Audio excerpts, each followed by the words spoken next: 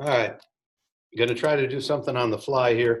I would have liked to have had some time to really give some thought to um, this presentation, but just going to be done, as I say, on the fly. I want to talk about the process of integration again and how you can think of it as a layering machine. All right, so we're going to morph it into a layering machine, and then I'm going to swing it back to talking about derivatives via limits. And start to present a limit problem that I think will take you maybe the entire semester to be able to visualize as to how it connects to derivatives. Okay, so we'll have at it. All right, so let me pin the video here. I'm a big believer in trying to follow the historical evolution of the discipline. And so we're going to go right back to what Newton saw. We talked about it a lot, and you can replay that video, the relationship between derivation and integration. I don't think one look is going to necessarily get you the concepts and understanding of the concepts as to what's really taking place without some repetitive considerations. I know how long it took me to really understand what I'm looking at, and I'm sure that I'm only scratching the surface as to what's really going on here. So we went to, Newton really squeezed. He looked at the rate at which a square was changing by looking at 3 squares and looking at the rate at which the smallest square and the largest square were changing, and he knew that the one in the middle obviously had to have a rate of change between those two.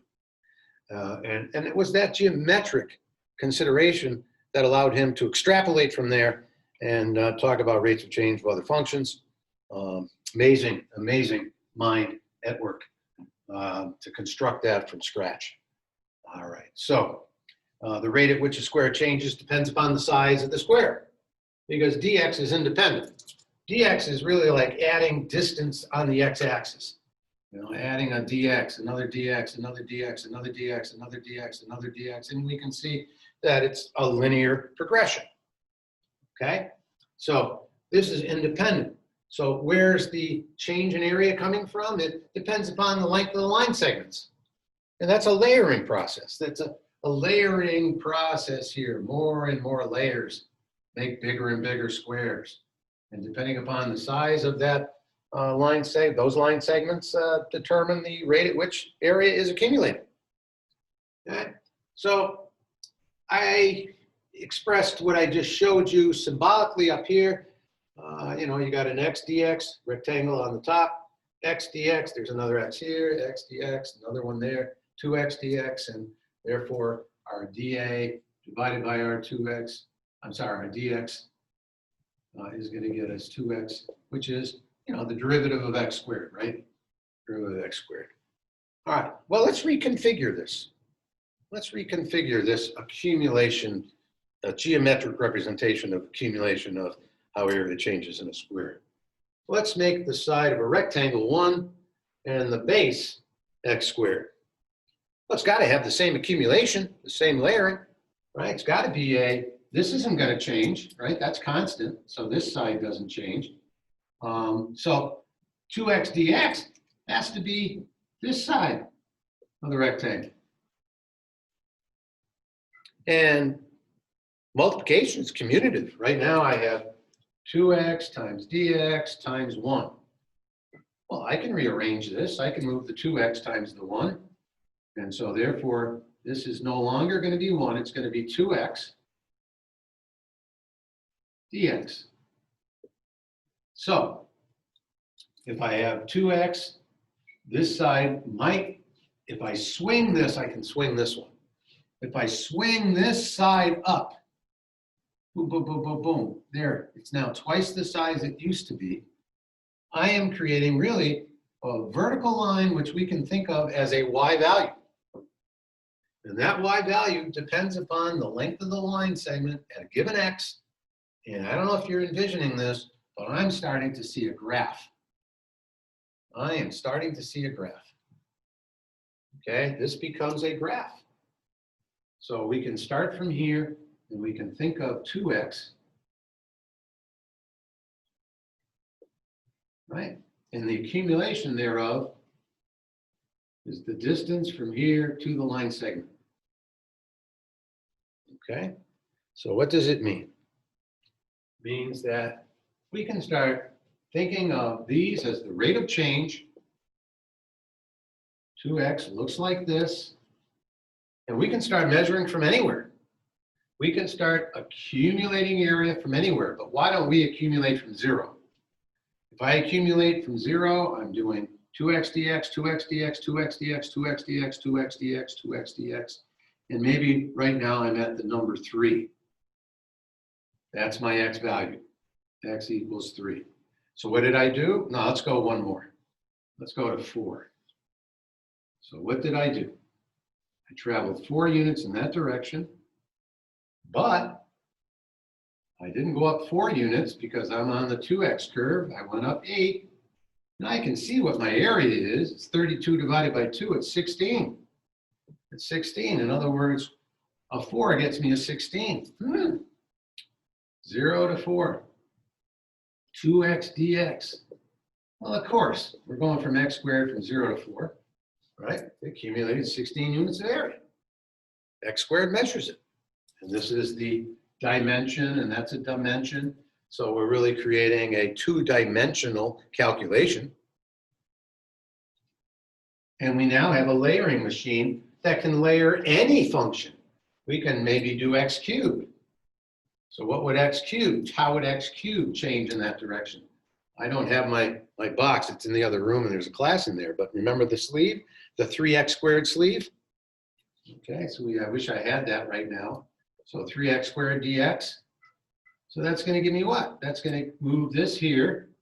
And now I'm looking at not 2x, but I'm looking at how does layering change if my rate of change is 3x squared. Well, in this direction, I can see that, whoa, I'm going to get some real acceleration on the right. It's not changing much here. I've got a function that's not changing much there. I'll put it in yellow, right? Not changing much here, but eventually, acceleration, woo! Now, if I look backwards, my altitudes are positive, right? My widths are now going in that direction, negative. So I'm actually accumulating negative area. And in that kind of fashion, well, I hope you can see y equals x cubed coming out of that. Integrating 3x squared dx. Hope you can see a cubic come out of that. The last one we had, 2x. Remember, 2x is the layering process, so it's the derivative of x squared. The derivative of x squared is 2x. So what do I got on the right? I've got accumulation to the right, so something's accelerating. And on the left, I've got a negative in this direction, a negative in that direction, so I've got positive area there too. So what do you get when you integrate 2x dx? Some function x squared, plus c, of course. But you can also think of this as f, and what is f doing? F is negative to positive, right? Which means I have a function that is decreasing and then increasing.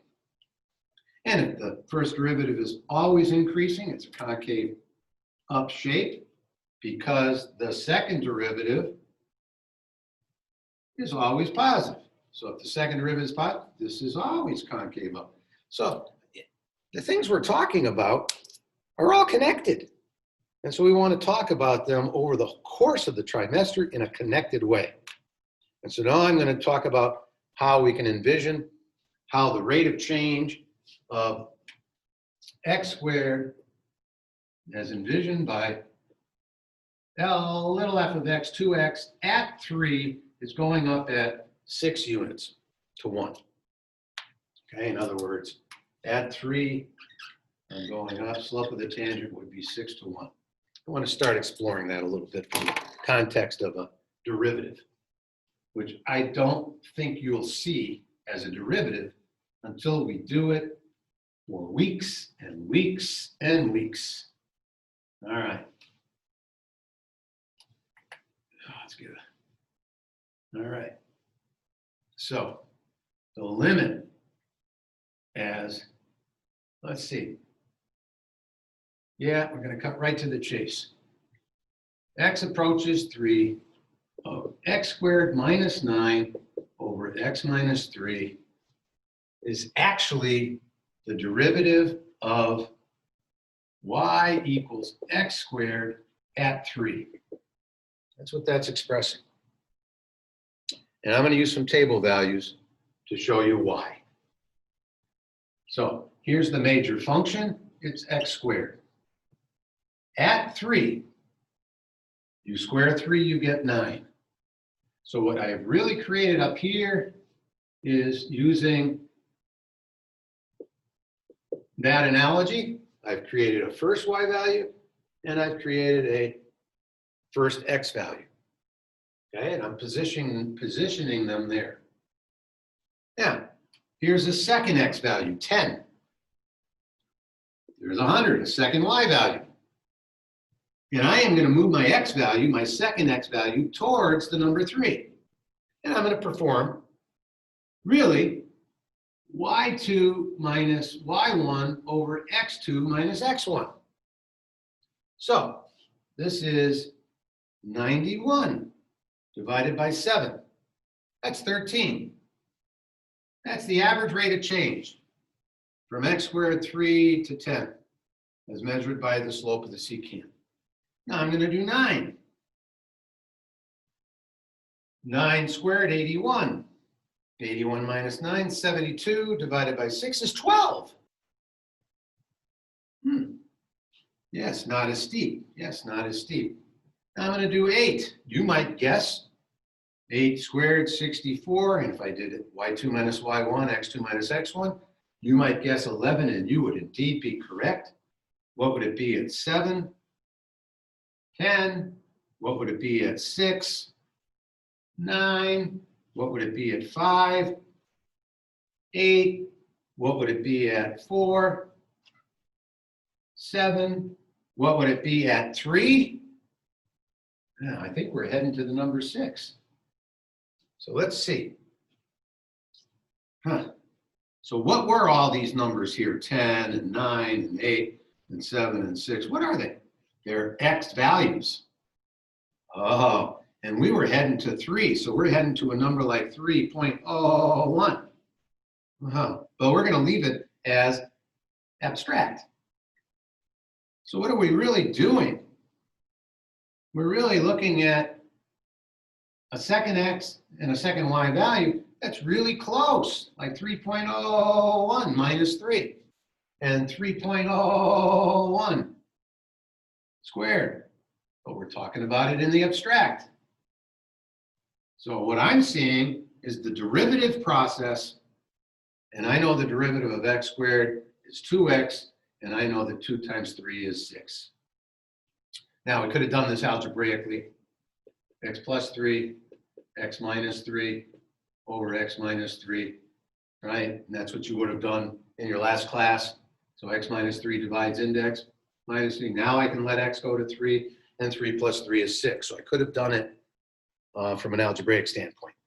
But this is a calculus class, and we're trying to get at the two major concepts: derivation, integration. And what the major goal of the class is at the end of the semester or end of the trimester, you can have an intelligent conversation with another human being, or your dog, or your cat, and succinctly describe what a derivative is and what integration is. That's the major goal. All right, and to get there, we're going to have to talk about these two major concepts from all different kinds of perspectives over and over and over again until you go, I think I know what I'm looking at. Okay, because you can go through math by learning, one topic at a time for a day or two, study it, kick back the process. Again, you could look at ln of A plus ln of B, study that for a couple of days, know that it's the ln of AB. You can look at the ln of 2 and the ln of 3 and correctly state on a test it's the ln of 6. Doesn't mean you know what you're looking at.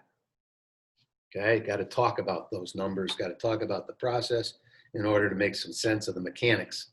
Concept generally follows mechanics. Okay, so there's a little lecture on, I don't know if you might be able to see as a quick reminder here, doubtful that you'd be able to see this as a derivative yet, but could you perhaps see as x goes to 2, x cubed minus 8 over x minus 2. That's actually the derivative of x cubed at x equals 2, so that's 3x squared. So it's, the answer is 12 by looking at that, because you're looking at x cubed, you're looking at 2 gets you 8, and now I'm looking at numbers that approach 2, so we'll just say x, where x might equal 2.01, and over here we would be cubing 2.01, and then we'd be doing y2 minus, but we're going to call it x cubed. All right, now I did cover cubics, the factoring form for cubics with my pre-calc class last trimester extensively. Most students, about half of the students on the final, had actually processed that. So this could have been x cubed minus 8, could have been written as x minus 2 times x squared plus 2x plus 4. Again, what cancels? Not cancels, I said not to say that. X minus 2 gives us that, and I'm done with this anyway. So if you drop in a 2 now, 4 plus 4 plus 4, 4 plus 4 plus 4 is actually the, remember the sleeves? You had the sleeves that you folded, a 4 and a 4 and a 4. There's your 3 squares, there's your 12, and there's that lecture. All right, so see you in class, couple hours.